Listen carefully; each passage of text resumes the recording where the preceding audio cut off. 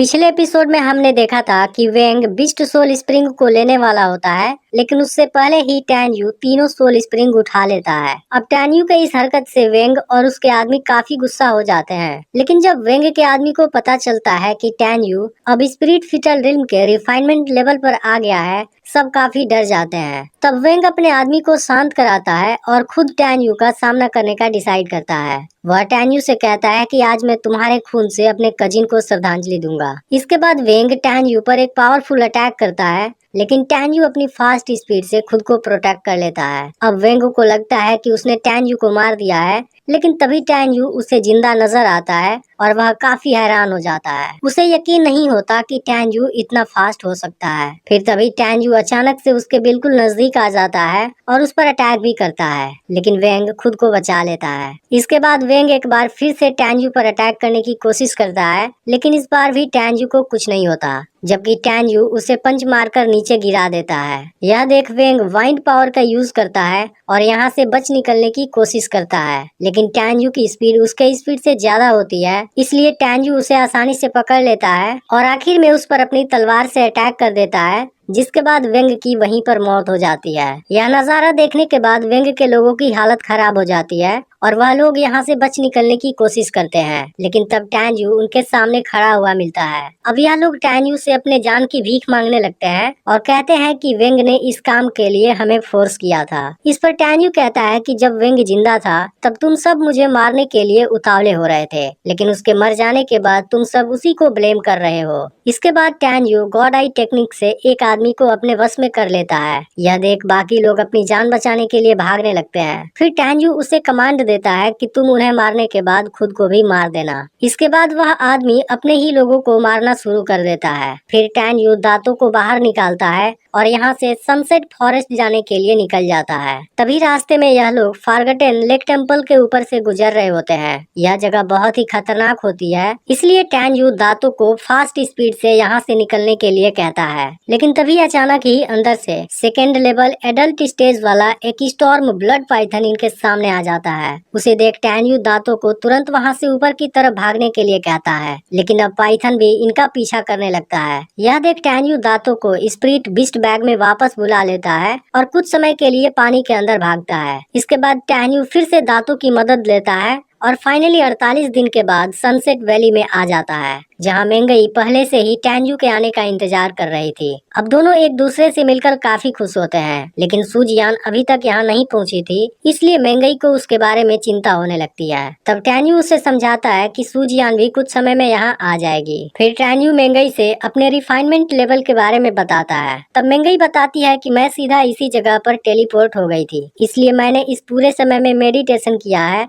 और 1 महीने बाद फिटल सोल रिल्म के लेवल पर आ जाऊंगी। तभी अचानक ही वहाँ पर कोई अनाउंस करता है कि सूजियान को मीरोन कुन ने बंदी बनाकर रखा है। अगर उसे बचाना है तो टैन यू और मेंगई दोनों जल्दी से सामने आ जाओ। यह सुनते ही मेंगई को सूजियान की चिंता होने लगती है और वह काफी परेशान हो जाती है। तब टैन यू उसे समझाता है कि सूजियान मेरी भी दोस्त है, इसलिए मैं उसे कुछ नहीं होने दूंगा। इसके बाद हम 3 लोगों को देखते हैं जो पिछले 1 महीने से टैन यू और मेंगई को खोज रहे हैं, क्योंकि मीरोन कुन टैन यू और मेंगई को भी अपने सामने लाना चाहता है। तभी अचानक से टैन यू मेंगई के साथ खुद इनके सामने आ जाता है। उसे देख इसमें से 2 लोग काफी डर जाते हैं। तब इनका सीनियर कहता है कि टैन यू हमें कुछ नहीं कर सकता, क्योंकि हमारा आइडेंटिटी टोकन सूजियान के पास है, इसलिए अगर टैन यू हमें मारेगा तब उसके ब्लास्ट में सूजियान भी मारी जाएगी। यह सुनकर टैन यू तुरंत ही गॉड आई टेक्निक से तीनों को अपने वश में कर लेता है। फिर वह पूछता है कि सूजियान कहाँ पर है और मीरोन कुन के यहाँ कितने आदमी हैं। तब मीरोन कुन का आदमी बताता है कि सूजियान कुमू माउंटेन स्ट्रीम के पूर्वी इलाके में है और मीरोन कुन के 30 लोग तुम्हें खोज रहे हैं, लेकिन वह सब अभी भी स्पिरिट फिटल रिल्म के लेवल पर है।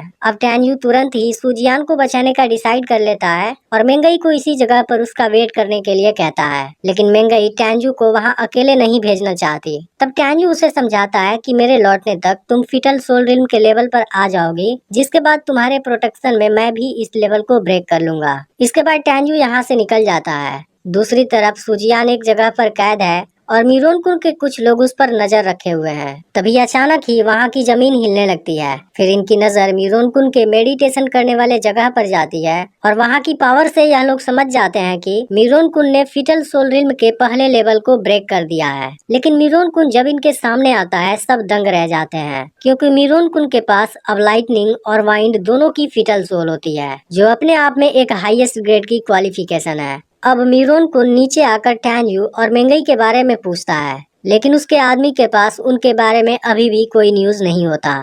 फिर मीरोनकुन और 7 दिनों तक इंतजार करने के लिए कहता है और टैन्यू के नहीं मिलने पर सूजियान को मार देने के लिए कहता है। इसके बाद वह अपने 2 आदमी को लेता है और अपने फिटल सोल को प्यूरिफाई करने चला जाता है। दूसरी तरफ लियू रुलोंग भी फिटल सोल रिल्म की लेवल पर प्रमोट हो गया है और उसे बिस्ट की फिटल सोल मिली है, जो कि एक हाईएस्ट ग्रेड वाली क्वालिफिकेशन है। इसके बाद मीरोनकुन जैसे ही एक फिटल बिस्ट की सोल को कंडेंस कर लेगा, उसकी पावर 2 गुनी हो जाएगी। तभी उसकी नजर सियाओ के ऑरा पर जाती है, जिसे कुछ समय के बाद स्पेस का फिटल सोल मिल जाता है। यह देख मीरोनकुन काफी हैरान होता है, क्योंकि यह भी हाईएस्ट ग्रेड वाली एक फिटल सोल है, जो 10,000 लोगों में से सिर्फ किसी के पास होती है। असल में लियू रुलोंग ने मीरोनकुन से फिटल सोल पिल्स लिया था, जिसकी मदद से उसकी कल्टीवेशन स्पीड बढ़ गई थी, लेकिन सियाओ ने यह सब बिना किसी मेडिसिन के हेल्प से किया है। इसके बाद लियू रुलोंग उसके पास जाता है और उसे लो ग्रेड वाली स्पिरिट तलवार गिफ्ट करता है। फिर सियाओ पूछती है कि टैन्यू के साथ आपकी प्रॉब्लम को सॉल्व करने का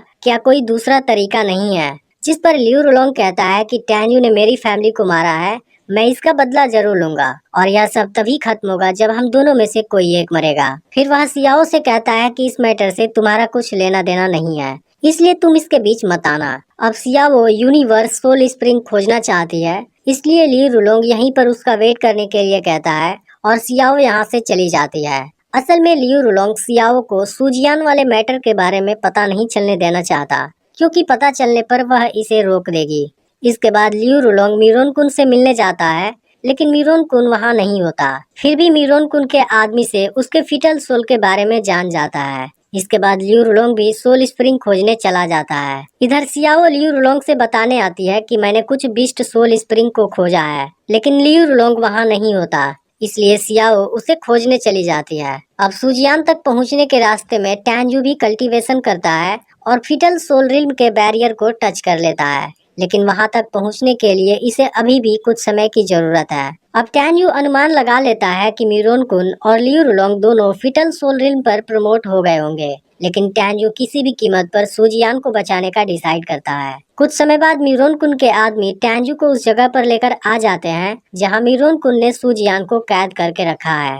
अब टैन्यू इन लोगों को दूसरी तरफ भेज देता है और खुद सूजियान को बचाने जाता है। वह तुरंत ही सूजियान को अपनी बाहों में उठा लेता है और मीरोनकुन के लोगों को गॉड आई टेक्निक से बेहोश कर देता है। लेकिन तभी उसी समय मीरोनकुन भी वहां आ जाता है। वह टैन्यू से कहता है कि तुम्हारी वजह से मेंगई मेरी नहीं हो पाई।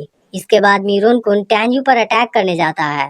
यह देख सूजियान टैन्यू से कहती है कि तुम मुझे छोड़ दो और अपनी जान बचाओ, लेकिन टैन्यू उसे लेकर वहाँ से भागने लगता है और कहता है कि मैं तुम्हें कुछ नहीं होने दूंगा, क्योंकि मैंने मेंगई से प्रॉमिस किया है। तभी मीरोनकुन टैन्यू को सामने से घेर लेता है। इसके बाद मीरोनकुन इन पर अटैक कर देता है। फिर टैन्यू सूजियान को कुछ नहीं होने देता और उस अटैक को खुद रोक लेता है, जिससे जख्मी होकर वह नीचे गिर जाता है। यह देख सूजियान टैन्यू को फिर से अपनी जान बचाकर भाग जाने के लिए रिक्वेस्ट करने लगती है, क्योंकि मेंगई को उसकी जरूरत है। तभी मीरोनकुन वहाँ आकर सूजियान पर अटैक करने जाता है, लेकिन इस बार भी टैन्यू उस अटैक को खुद रोक लेता है। अब सूजियान को लगता है कि दोनों इस जगह पर मारे जाएंगे, लेकिन तभी टैन्यू सोल बर्निंग टेक्निक का यूज करने लगता है। इसी दौरान सियाओ भी टैन्यू की आवाज सुन लेती है और तुरंत उसे खोजने निकल जाती है। अब टैन्यू सूजियान के साथ फास्ट स्पीड से भागने लगता है, लेकिन मीरोनकुन उसका पीछा नहीं छोड़ता। वह समझ जाता है कि टैन्यू सोल बर्निंग टेक्निक का यूज कर रहा है, इसलिए मीरोनकुन भी वाइंड कंडेंसेशन टेक्निक का यूज करने लगता है और उसी के स्पीड से उसका पीछा करने लगता है। लियू रुलोंग ने भी टैन्यू की आवाज को सुना था, इसलिए वह माउंटेन के पास जाता है, लेकिन टैन्यू वहाँ नहीं होता और मीरोनकुन के लोगों को भी इस बारे में पता नहीं होता, क्योंकि टैन्यू ने दोनों को बेहोश कर दिया था। तब लियू रुलोंग खुद मीरोनकुन से कांटेक्ट करता है और उसकी पोजीशन जानने के बाद वह भी उसकी तरफ जाने लगता है। अब लगातार सोल बर्निंग टेक्निक के यूज करने से टैन्यू की एनर्जी कम हो जाती है। फिर मिरोन कुन टैन्यू को मारने के लिए उस पर पावरफुल अटैक करता है, जिसके बाद टैन्यू सूजियान के साथ नीचे गिर जाता है। लेकिन टैन्यू अभी भी हार नहीं मानता और फिर से सूजियान को बचाने लगता है, जिसके दौरान टैन्यू की कंडीशन काफी खराब हो चुकी होती है। इसके बाद टैन्यू दांतों को बाहर निकालता है और सूजियान को उसके साथ यहाँ से भेज देता है। लेकिन उसी समय मिरोन कुन फिर वहाँ आ जाता है और सूजियान को भागता हुआ देख उस पर अटैक कर देता है। लेकिन टैन्यू इसे देख लेता है और इस खतरनाक अटैक को भी अपनी बॉडी पर ले लेता है। पर टैन्यू इस अटैक को नहीं झेल पाता और नीचे की तरफ गिरने लगता है, जिसे देख सूजियान काफी दुखी हो जाती है। अब इसका अगला पार्ट भी कल शाम को अपलोड होने वाला है, इसलिए चैनल को सब्सक्राइब करके नोटिफिकेशन को ऑल पर सेट कर लेना। और पिछला पार्ट मिस हो गया हो तो लेफ्ट वाली वीडियो देख लेना।